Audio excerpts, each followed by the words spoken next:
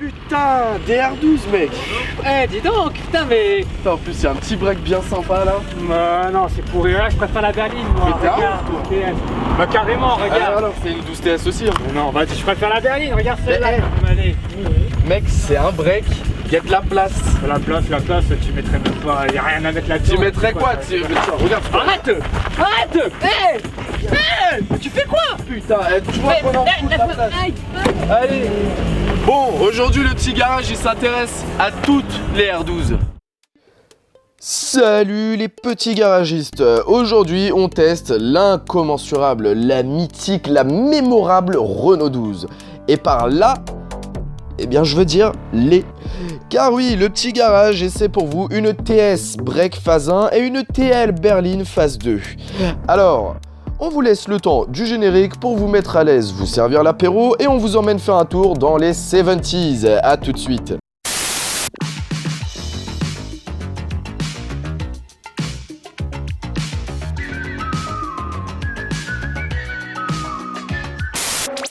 La R12, c'est la berline moyenne par excellence en France. À mi-chemin entre le futurisme d'une Citroën GS pour son dessin et le classicisme mécanique des Peugeot 204 par exemple, c'est vraiment la voiture qu'on était amené à voir un peu partout aux quatre coins de l'Hexagone. La face avant de nos R12, qu'elles soient en break ou en berline, sont totalement surannées désormais. Bien que beaucoup soient d'accord pour dire que la phase 1 a un charme supplémentaire. Je les comprends, hein, ne serait-ce que pour la forme plus aérienne des pare-chocs et la calandre bien plus connotée 60s que la phase 2 et ses pare-chocs carrés entre autres. La calandre des phases 1, comme notre break du jour, propose une gueule typique que nous, personnellement, on adore. Le logo entouré, les petits phares, la grande aération sous la calandre et les petits clignotants au-dessus du pare-choc sont des petits détails qui font la différence. Cela dit, notre phase de berline ne démérite pas au point de vue du style. Clignotants insérés dans les pare-chocs qui remontent pour l'occasion afin de mieux protéger les optiques, qui se voient reculer d'ailleurs. Hein. Et pour le reste, ça se compare pas vraiment en fait, hein, vu qu'il s'agit d'un break et d'une berline. Il est donc évident que ni la poupe ni le profil ne sont comparables. Mais on se devait tout de même de les mettre face à face. Et ouais, deux carrosseries délicieusement représentatives de cette époque. Le profil de la berline est lui plutôt classique. À ceci près qu'il suit cette mode typique de la décennie de faire tomber la malle arrière. Je trouve personnellement ce coup de crayon, en tout cas sur cette partie, d'une tristesse absolue, tant sur une 504 que sur une Renault 12. Ouais, pour moi, ça déséquilibre la ligne et fait perdre un côté évidemment plus statutaire. Assurément, un argument de vente tant à l'étranger que chez nous qui disparaît au profit de ce coup de crayon. Cela dit, avec le temps, je suis plutôt content que cette ligne particulièrement 70s n'ait pas été supprimée. Et de plus, ça n'a pas empêché la R12 d'être un véritable carton. Pour chatouiller un petit peu, je dirais que je trouve même dommage l'absence de baguette de protection sur notre TL. Mais ça serait mentir. Car la ceinture de caisse, idéalement placée, semble faire gonfler les flancs et accentue un côté rustique et ancien que j'affectionne tout particulièrement. Concernant le flanc de la break, c'est évident, c'est toute autre chose évidemment, pour des raisons tout aussi évidentes. Mais dans le détail, il faut se rappeler que ce joli break couleur 301 jaune citron est une TS face à notre berline couleur 111 daim. Ce point a son importance dans le détail. Protection latérale et jonc chromé surplombant la ceinture de caisse et surtout trappe à essence latérale. Au niveau du cul, la poupe de la berline en phase 2 semble un poil lourd à cause des grands feux et de la petite bande noire où s'affiche le monogramme. On aime ou on déteste, mais avec les années, je l'imagine pas autrement en fait. Elle reste reconnaissable rapidement et franchement, elle est toujours très sympathique à regarder de l'arrière. Malgré ce que j'en pense, preuve d'une personnalité affirmée. La break, elle fait preuve d'un équilibre subtil, grâce à son haillon surtout. Renault maîtrisant bien le sujet depuis les Renault 4 et les Renault 16. Mais soyons honnêtes, si ce n'était qu'une histoire d'optique à l'extérieur, croyez-le, à l'intérieur, le changement d'ambiance est radical.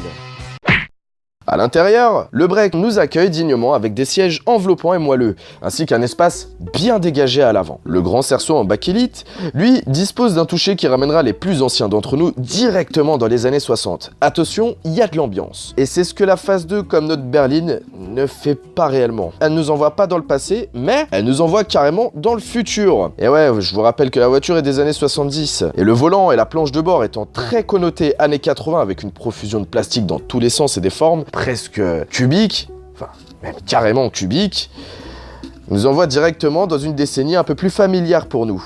Heureusement, la montre à quartz et la pingre instrumentation nous rappellent que l'on roule toujours dans les années 70, et surtout dans une Renault. La présentation générale est de très bonne aloi dans les deux autos, chacune à leur manière, et les finitions semblent plutôt bonnes de prime abord, même si ça ne respire pas l'imputrescible, soyons honnêtes. Les matériaux ne semblent pas être biodégradables pour autant, comme ça se fera 10 ans plus tard, et la laisser au soleil 10 minutes ne lui fait pas changer de couleur. L'accès aux places avant ou arrière est lui très simple, d'ailleurs la banquette arrière est très confortable, que ce soit en break ou en berline. Elle laisse largement assez de place aux genoux et pas mal de hauteur de plafond en plus. Bon point pour les grands dadais dans mon genre. Petit bémol cela dit, pas de ceinture à l'arrière et le maintien est quasi nul. Ce qui n'est absolument pas le cas des sièges avant malgré un manque de soutien à l'assise. Ils maintiennent extrêmement bien la zone dorsale, tout en restant moelleux à la manière d'une Renault. Tout du moins, c'est le cas du break TS. Notre berline, qui elle est une TL, est dotée d'un intérieur Sky sans appui-tête sur les sièges avant. C'est tout l'inverse. Par contre, j'ai la véritable sensation que la TL est beaucoup plus confortable en fait. Peut-être est-ce que c'est à cause du Sky ou de la largeur du fauteuil qu'on nous propose, mais à l'assise ou à la conduite, j'ai l'impression que c'est du Pullman, hein, ni plus ni moins, un véritable régal. Même si évidemment à force on commence à sentir un manque au niveau des omoplates. Concernant le tableau de bord, d'une version à l'autre, c'est le jour et la nuit. La break en phase 1 et ses 3 compteurs séparés tout ronds, son volant en bakélite et son absence de boîte à gants au profit d'une énorme étagère plonge directement dans l'ambiance des vacances. Version National 7. Le pédalier est tout petit et les pédales sont un chouïa trop éloignées les unes des autres je trouve, mais assez confortable ceci étant.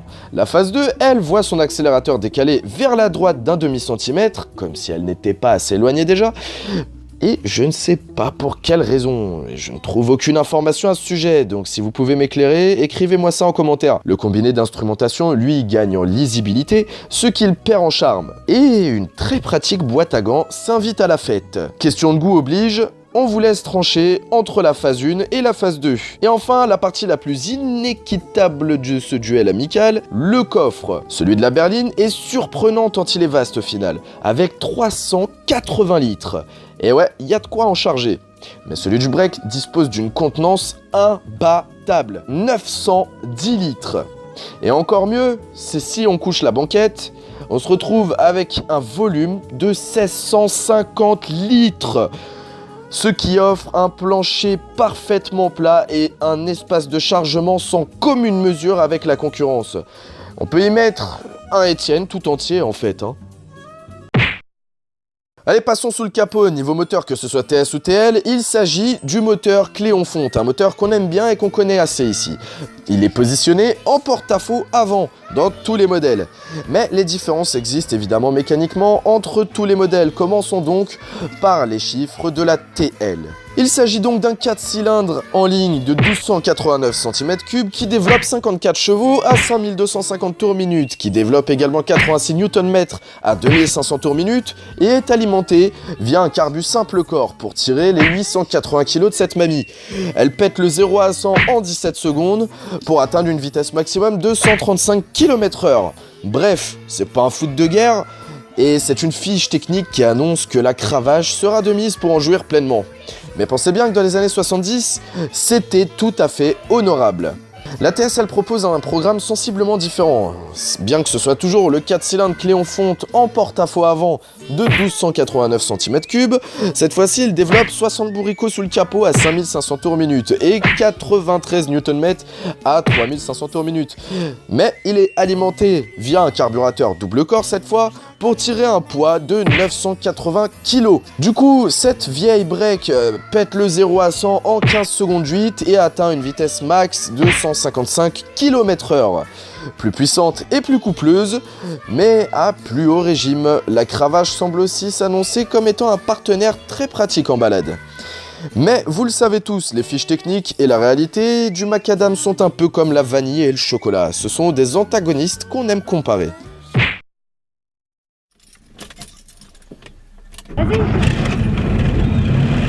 Allez, je commence par la TL. Au volant déjà, les manœuvres ne me paraissent pas très lourdes, sans doute grâce à une très petite et très fine monte de pneus en 155 R13. De plus, le rayon de braquage est plutôt serré, avec une direction pas trop démultipliée, ce qui permet des demi-tours rapides et sans trop d'efforts de butée à butée. Les accélérations à bas régime sont volontaires et le moteur émet clairement du sien, mais la boîte 4 est fichtrement courte. Le changement des rapports est très fréquent de ce fait, et la commande n'est pas non plus une référence absolue du marché, faut être honnête. Elle est imprécise, elle est caoutchouteuse et elle est accrocheuse au verrouillage, surtout à froid. Donc elle ne plaira pas à tout le monde, soyons clairs. Évidemment, moi je me suis régalé car j'adore jouer avec le levier et du coup j'en veux pas spécialement à la commande de boîte. J'en veux plus au pédalier pour des raisons que j'évoquais plus tôt.